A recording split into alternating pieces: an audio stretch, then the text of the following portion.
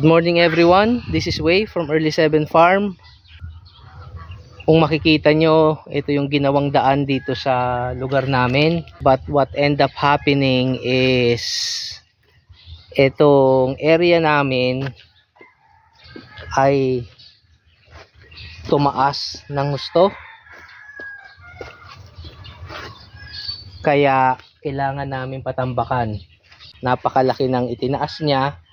So ang pinagawa ko muna for now, imbis na gawin na kaagad itong semento, I wanted na matest muna namin kung paano yung pasok ng sasakyan, paano ang taas.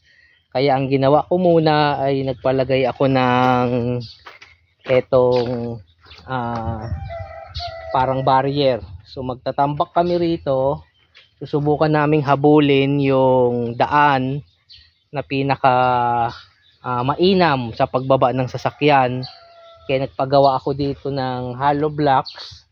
So ang magiging taas ng tambak nito ay hanggang dito.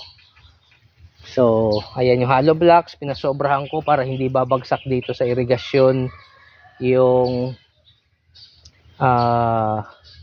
mga lupa na itatambak. So mapapansin nyo, simula rito hanggang doon is nakapa-curve para yung lupa is makontain dito sa area na to. At ganun din sa kabila, ginawa namin, pinalagyan namin. So kung makikita nyo, ang forma niya is para siyang nakapa-curve kabilaan para makontain yung lupa. Yun, napakalaki ng taas doon, kaya susubukan nating ahabulin hanggang sa makuha natin yung ideal na taas na para madali babaan ng sasakyan. At subukan natin ding i-level siya dito sa entrance ng bukid.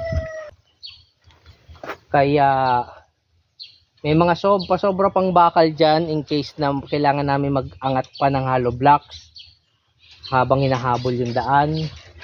Kaya ang susunod namin gagawin dito is magpa-deliver ng isang dump truck ng lupa. So ang gagamitin nating lupa dito is yung lupang pula, hindi buhangin, kasi yung buhangin may tendency anurin at mawala yung pagkakatambak. At least yung pulang lupa na galing sa bundok ay pag natuyo ay matigas talaga. So parang ganyan din siya. So hinihintay natin yung truck. May kausap na ako. Sinisigurado ko lang na yung dadalhin nila is talagang pulang lupa, hindi yung buhangin na may bato-bato lang. So bibigyan ko kayo ng update as soon as nandito na yung truck para ma-record natin yung pagbubuhos dito. Yung gaya ng sabi ko, hindi muna natin siya papagawaan na talagang semento na permanent. Gusto muna natin siyang subukan ng mga ilang buwan kung paano ang pagpasok ng sasakyan, pagliko, para pagka meron na tayong budget ng pampagawa talaga ng buhos na semento, subok na natin yung daan. Kaysa magbuhos agad tayo ngayon tapos meron tayong nakitang problema, mahihirapan na tayo mag-repair. So babalikan ko kayo pag nandito na yung truck na magbubuhos. Kausap po siya ngayon. Nintay ko lang mag-confirm kung dadalhin niya ngayong araw na to.